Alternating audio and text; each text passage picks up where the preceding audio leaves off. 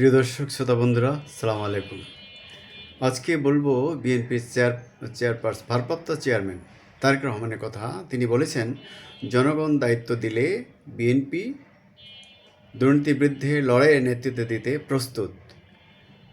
তারেক রহমান বলেন মঙ্গলবার সকালে নিজের ভেরিফাইড ফেসবুক পেজে এক পোস্টে তিনি লিখেছেন কথা। তারেক রহমান লিখেছেন, বহু বছর অব্যবস্থাপনার পর দুর্নীতিবিদদের লড়াই অবশ্যই কঠিন হবে, কিন্তু দেশের ইতিহাসই প্রমাণ করে যখন সৎ নেতৃত্ব, শৃঙ্খলা ও জনগণের সমর্থন একসাথে আসে তখন পরিবর্তন অসম্ভব নয়। জনগণ যদি দায়িত্ব দেয়, বিএনপি আবারও সেই লড়াইয়ে নেতৃত্ব দিতে প্রস্তুত বলে তিনি জানিয়েছেন। দুর্নীতি বাংলাদেশকে পঙ্গু করে দিচ্ছে উল্লেখ করে তারেক রহমান লিখেছেন, দুর্নীতি কিভাবে বাংলাদেশকে পঙ্গু করে দিচ্ছে তা বুঝতে দূরে যাওয়ার দরকার নেই। মেধার ভিত্তিতে চাকরি খুঁজতে বের হওয়া একজন গ্র্যাজুয়েটের সঙ্গে কথা বললেই বুঝবেন, মাসের পর মাস ধরে একটি সাধারণ সরকারি সেবা পেতে হিমশিম খাওয়া কৃষকের তাকান। হাসপাতালে গিয়ে এক তরুণের পরিবারের কীভাবে ভোগান্তিতে পড়ে সেটা শুনুন, অথবা ব্যবসা বাঁচিয়ে রাখতে ঘুষ দিতে বাধ্য হওয়া উদ্যোক্তাদের ভোগান্তি দেখুন। তিনি লিখেছেন, খাবারের দাম কেন বাড়ে, স্কুলে ভালো পড়াশোনা কেন মেলে না, রাস্তায় কেন নিরাপত্তা নেই, সব কিছুর পেছনে সেই একই কারণ, সেটা হলো দুর্নীতি। এই লাখো মানুষের প্রতিদিনের জীবনকে দম বন্ধ করে ফেলেছে এই একমাত্র দুর্নীতি। দুর্নীতির বিরুদ্ধে লড়াই বাংলাদেশের অগ্রগতি বিএনপির শাসনামলে হয়েছিল বলে পোস্টে মন্তব্য করেন বিএনপির ভারপ্রাপ্ত চেয়ারম্যান। তিনি বলেন, বাংলাদেশের দুর্নীতির বিরুদ্ধে লড়াই নতুন নয়, এটা বহু যুগের আলোচনার বিষয়। আন্তর্জাতিক দুর্নীতি বিরোধী দিবস আমাদের সেই লড়াইয়ের কথা মনে করিয়ে দেয়, আর মনে করিয়ে দেয় সেই সময়টাও যখন বাংলাদেশ সত্যিকারের অগ্রগতি করেছিল। আর সেই সময়টা এসেছে মূলত বিএনপির আমলে। রাষ্ট্রপতি জিয়াউর রহমান প্রশাসনের শৃঙ্খলা ফেরান, পরিচ্ছন্ন সরকারি সেবা আর অর্থনীতিকে মুক্ত করার কাজ হাত দিয়েছিলেন, যা অনিয়ম ও ক্ষমতার অপব্যবহারে কমিয়ে দিয়েছিল। সাবেক প্রধানমন্ত্রী খালেদা জিয়ার আমলে দুর্নীতির বিরুদ্ধে নেওয়া পদক্ষেপ ও অগ্রগতির বিষয়ে ফেসবুক পোস্টে তুলে ধরেন তারেক রহমান। তিনি লিখেছেন, প্রধানমন্ত্রী বেগম খালেদা জিয়ার সময়ে সরকারি প্রতিষ্ঠানে আধুনিকায়ন শুরু হয়, নতুন ক্রয় নীতি, কঠোর আর্থিক আইন, শক্তিশালী অডিট ব্যবস্থা আর পরিষ্কার নজরদারি। সবচেয়ে বড় পদক্ষেপ ছিল 2004 সালে দুদক গঠন, একটি স্বাধীন কমিশন যেখানে সরকার চাইলে হস্তক্ষেপ করতে পারে না। বিশ্বব্যাংক, এডিবি সবাই বলেছিল এটা বাংলাদেশের জবাবদিহিতার বড় অগ্রগতি। তিনি আরও লিখেন, টিআইবির জরিপে দেখা গেছে 2002 সাল থেকে 2005 সালের মধ্যে পরিস্থিতির উন্নতি হয়েছে। মানুষ নিজেরাই বলেছেন দুর্নীতি কমেছে। এটা কোনো গল্প না, এটা তখনকার সংস্কারের প্রমাণ। বিএনপির গর্ব হতে পারে কিছু বড় পরিবর্তনের জন্য: এক, শক্তিশালী অর্থ ব্যবস্থা, বাজেট নিয়ন্ত্রণ, অডিট, ব্যাংকিং ও মানি লন্ডারিং বিরোধী আইন।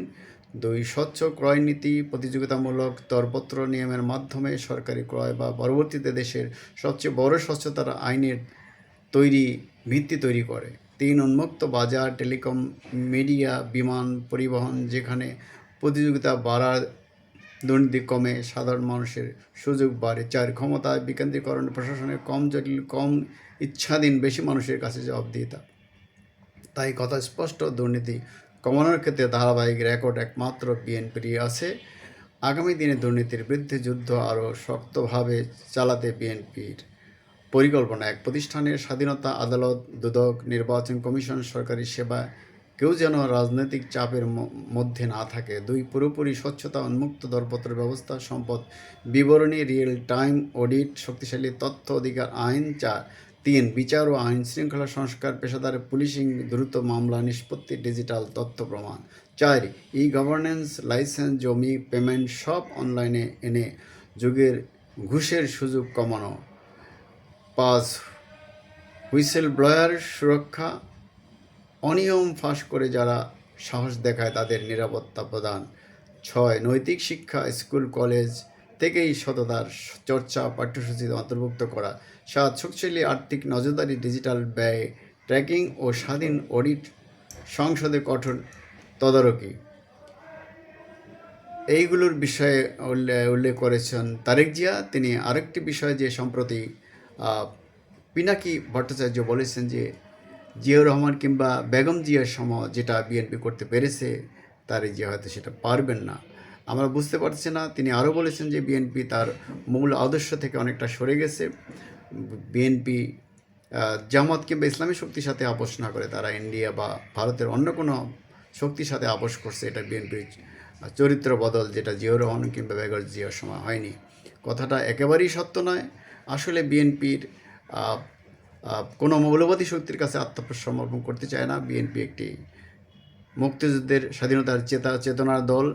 আওয়ামী লীগের মধ্যে স্বাধীনতার চেতনার ব্যাপারই নয় তারা।